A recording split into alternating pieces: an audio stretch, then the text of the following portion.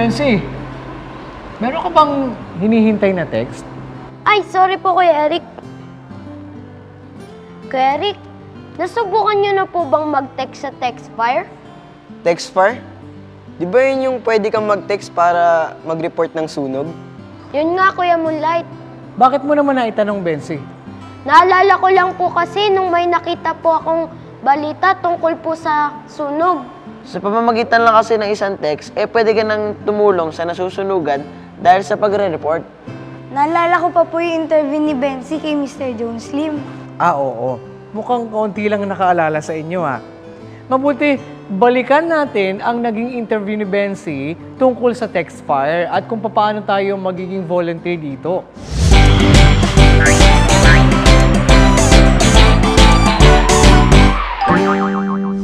Magandang hapon mga bata!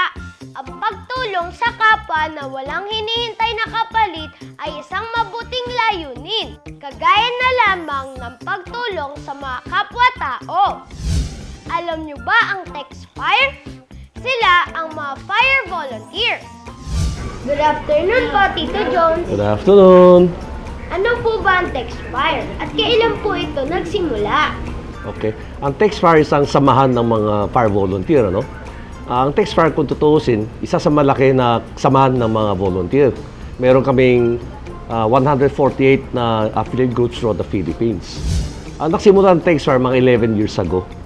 Yung advent na ng umpisa ng mga kaka-text ba, yung SMS, yan ang udyak na nakaroon ng Textfire. Kasi ang Textfire kauna-unang grupo na gumagamit ng text para malaman lahat ng volunteer namin kung saan may sunog. Madami po bang volunteers ang Textfire? Paano po kayo nakakakuha ng volunteers? Bawat isang grupo, affiliate members, may average lang siguro mga mahigit na 20 na member. Ang mga volunteer na affiliate groups, sila na naka-recruit. Ang Textfire kasi, ang overall samahan ng mga grupo na ito. Mahalaga po ba maging volunteer? Ano pong naitutulong ng volunteer?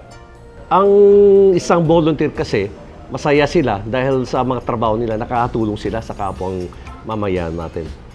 Ano po ba ang kahalagaan na ang isang tao ay maging matulungin sa kanyang kapwa? Isang tao maging masaya siya kung nalalaman niya, makatulong siya sa kapwa niya. Saka sinasabi natin, ang volunteer kasi galing sa puso yan. Wala namang kapalit sa mga trabaho ng mga volunteer. Salamat po, Tito Jones. Welcome!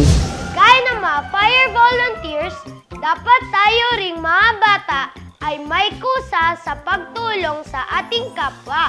Maliit na bagay man ang ating maitulong sa kanila, ang mahalaga ay ang ating mabuting layunin. Huwag natin kalimutan na may tungkulin din tayo na tumulong sa ating kapwa. Hanggang sa muli, dito lang sa Bensi Bibo!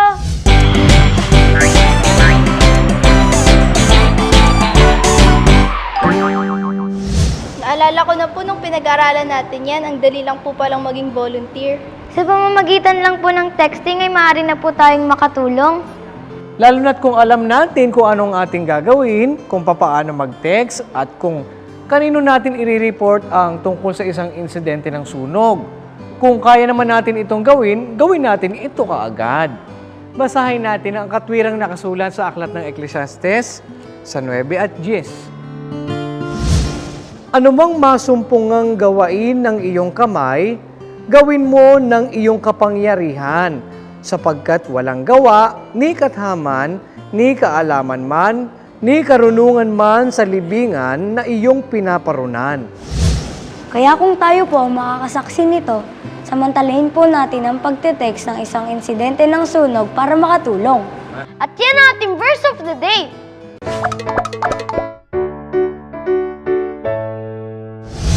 Tim, meron ka bang gustong alalahanin sa mga pinag-aralan natin sa taong ito? Naisip ko po yung tungkol sa finals ng ASOP TV. Ang ganda po ng experience namin doon ni Angelica.